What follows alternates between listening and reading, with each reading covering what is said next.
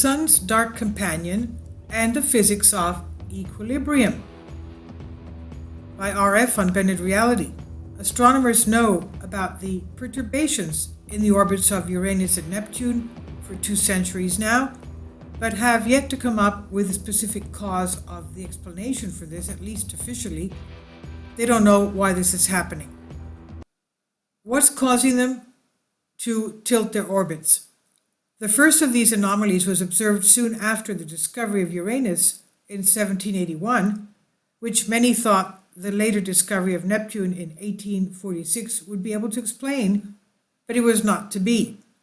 In fact, Neptune was found to have orbital irregularities of its own, and so the search for the unseen planet X or Nibiru or Planet 9 or Wormwood, various names, responsible for problem continued. The search carried over to the 20th century and the discovery of Pluto in 1930, which astronomers of the day had hoped was the missing planet that would resolve the long-standing problem, but its mass turned out to be much too small to affect either of the vastly large planets, the Jovian planets, Uranus and Neptune. NASA became heavily involved with the problem in the early 1970s, with many years of computer studies, observations, and satellite probes to follow, targeted at finding the responsible source. And now we have the Lucy probe that just went out yesterday to study the Jupiter asteroids, so it will be in that area. With the view that the object was probably very dim, invisible light, and more likely to be found in the infrared frequency band, the agency launched the infrared astronomical satellite IRIS, January 1938, and in December of that year, an article appeared on the front page of the prestigious Washington Post, announcing that the probe had found a candidate source and imaged it twice at a distance of about 530 AU. Finally, support my Patreon account. The daily posts are 5 videos daily, and they are totally different from what I have on my YouTube channel. Thank you so much for your support and that you find all my content so interesting. You'll find the Patreon account details in the description box below. 1 AU is the distance between our Earth and the Sun, which is about 93 million miles. So this one was at 530 AU, away in the constellation Orion. A number of articles in the national press followed, and the last one appeared in U.S. News and World Report in September of 1984. That article was withdrawn the following week. The subject was dropped from news coverage, and NASA officially denies it ever existed. Isn't that very strange? Why is that? Now, the story of Planet X went through a similar media cycle. NASA launched Pioneer 10 and 11 in 1972 with the express purpose of looking for Planet X, although the goal only came out years later. The media announcement in 1983 primarily dealt with a very remote object which would have to be fairly large at such a distance and account for the orbital perturbations of the large Jovian planets in any case. And this left the logical venues of speculation about Planet X, Planet 9, Nibiru, Wormwood unaffected, since there was no announced observations to contest. That changed in 1992. In November of that year, Pioneer 10 began sensing a gravitational pull from something that lasted several weeks, a signal NASA had hoped to receive based on where they estimated the unseen planet might be found. NASA scientists, in collaboration with a British astronomer, published in a depth analysis of the Pioneer data in 2 journal articles that appeared in 1995 and 1999, in which they proposed that a planet-sized object most likely existed at about a distance of 56 AU from our Sun in the constellation Taurus. After the second paper's appearance, the media discussion stopped once again. The agency now officially denies that Pioneer 10 had detected what they announced and that Planet X exists at all. Even more amazing yet is that both NASA and conventional astronomers are now saying that there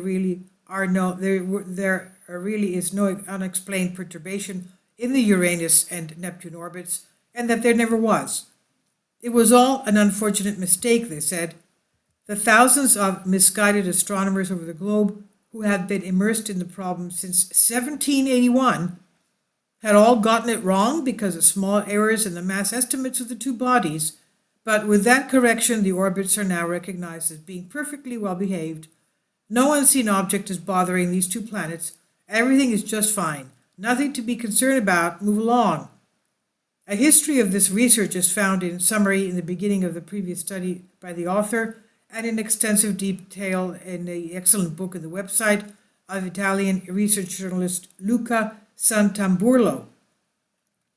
Two other researchers who have also produced a veritable wealth of related data, articles, and books and insight on the subject are Andy Lloyd and Barry Wormskessel. What's beyond Pluto?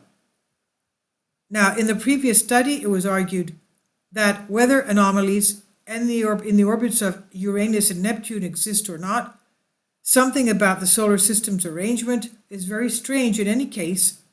The mass of the Sun contains over 99.9% of the mass of the entire known solar system, and yet less than 4% of its angular momentum.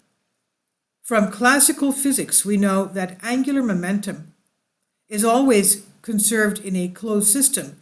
So even though various processes are known to rob a star of its angular momentum over time, it seems strange, nevertheless, that such a gross disparity can exist between the two. That disparity, along with the solar system's missing angular momentum, was explained in that study, and the basis of the argument centered on determining an estimate of the lower bound for the solar system's current angular momentum, developed from recent observations and theoretical work regarding the evolution of protostellar disks, similar to the one that gave birth to our solar system. The estimate for our own protostellar disk angular momentum was found to be about 2,000% larger than its current value, which was used to suggest that astronomy's conventional reckoning of the solar system's current angular momentum is considerably low, and that a large object should be lurking somewhere in the outer reaches of the Sun's influence that accounts for the difference. The analysis showed that the missing angular momentum could be explained by a binary companion of our Sun, possibly a brown dwarf, with a mass some 2 to 10 times greater than Jupiter's, which is huge, of course, and a period of some 5,000 years or greater. Although the argument presented was consistent with known models of the solar system based on the most current research, it would still be highly desirable to find supporting rationale based on the only current observable data. Short of an actual observation, is there any currently measurable evidence we can use to derive support for that study's claims? And fortunately, yes, there is. There is Broca's rule. Celestial objects tend to form stable formations, he says, because of the way they balance energy. Each member of such a system moving through space, it's like when two children hold hands and they go around and around. They have to, they're balanced when they have the same energy and go around and around. Now, each member of such a system moving through space under the influence of only the system's collective gravitational field acquires two forms of energy: the kinetic energy of motion and the potential energy of gravitational attraction that binds the member to the collective. The way objects move in the system is determined by both. Bodies in such a system can be in completely helter-skelter, random station of motion, or they can merely look helter-skelter but actually be in a highly coordinated state of equilibrium. So how can we tell the difference? The answer comes from an amazing discovery of 19th century physics called the Virial Theorem, described in 1870 by German physicist Rudolf Clausius, father of the second law of thermodynamics. The Virial Theorem has several forms that apply to a wide range of systems acting under various kinds of force field, but for the above collection of objects moving under its own gravitational field, the theorem statement is concise. The system of objects is in a state of equilibrium if twice its average kinetic energy pulls the average gravitational potential energy binding the bodies to the system is zero, or nearly so. The negative gravitational energy holding the system together is twice the positive energy of motion that can pull it apart, which is why galaxies persist as bound structures for billions of years. The delicate energy balance of such a system is very powerful, and yet the theorem's condition for equilibrium is actually very lenient. There is no prohibition against objects in equilibrium from moving chaotically, which they very often do, nor is there a requirement for the system as a whole to be in thermodynamic equilibrium, which it is invariably not. The mechanical energy of the systems is the sole governance influence. Celestial systems tend to edge their way towards equilibrium automatically, given enough time, no accretion or other perturbation processes going on, and no significantly large objects careening through the system, disrupting things. This is the second law of thermodynamics in action.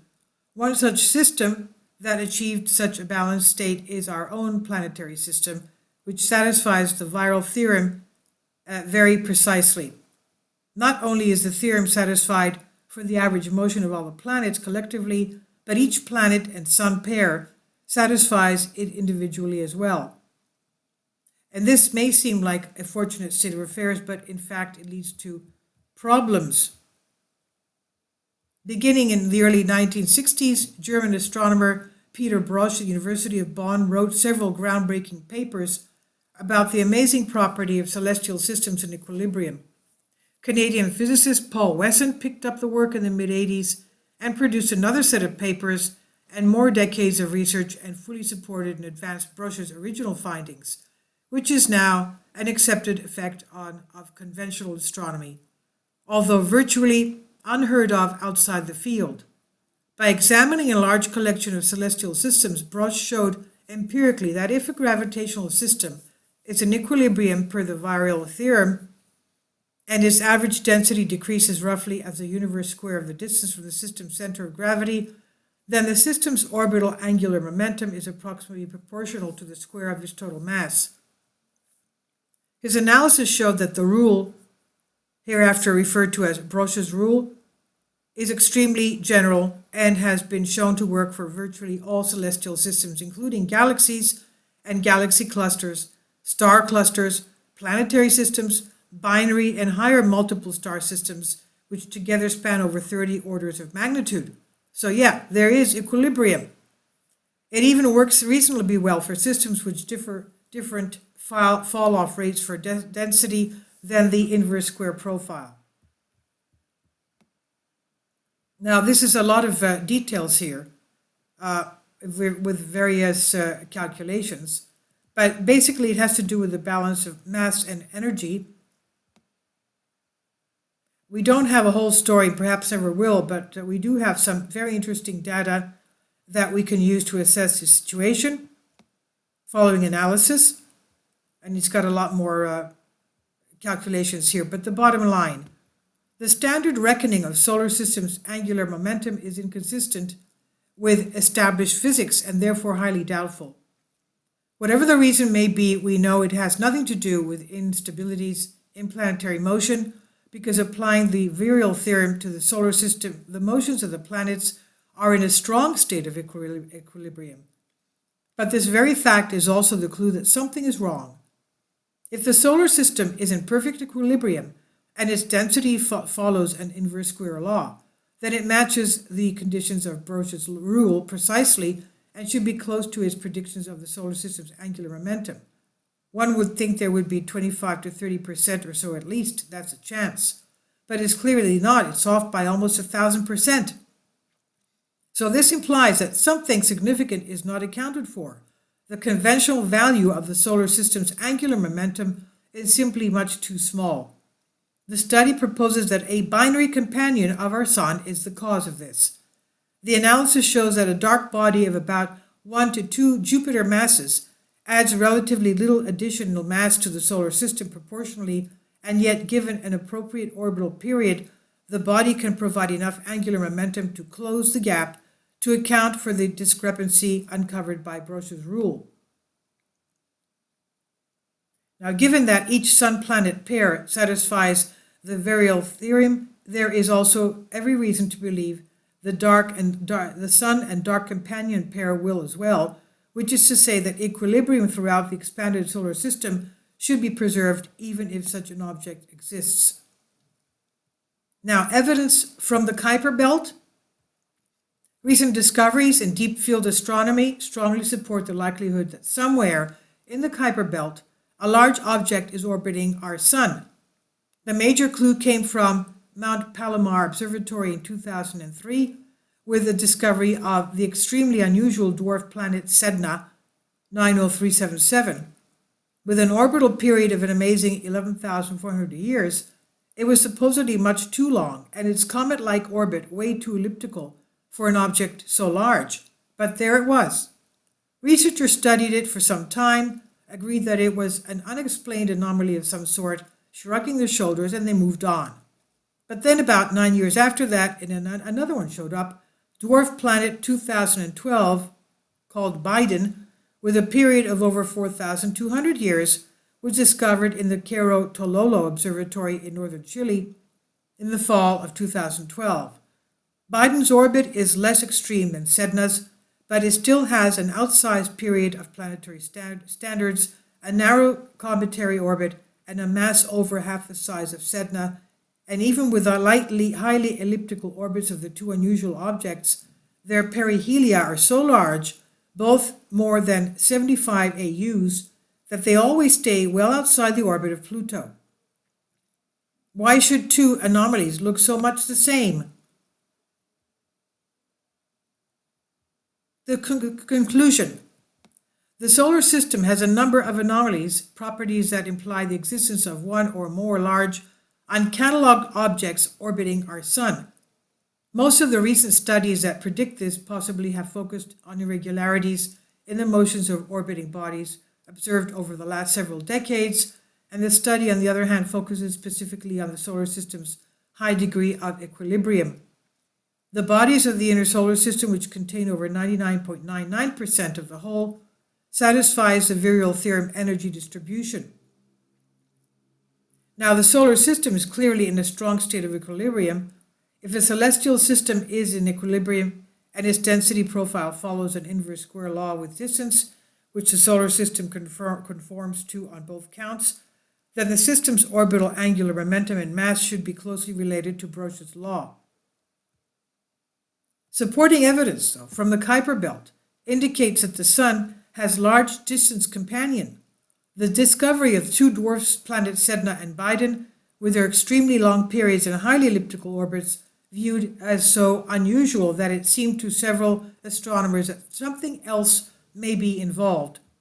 Long-period comets and asteroids arriving in the inner solar system should be coming from all directions, all things being equal, but that is not what the data shows. Several studies have shown that the strong bias exists in which part of the sky these objects came from and how their orbits seem to bunch together in similar ways near the Sun. Something, therefore, is influencing these distant objects, and astronomers are now using past observations to figure out where it is and how far away. The current estimates vary widely, and the analysis of the object's angular momentum presented here has not yet been factored in, but at least astronomers are now focused on the heart of the problem. So we have to stay tuned. This was by Scatamburlo, and it's on Bended Reality. Please leave your comments. Thank you for your support.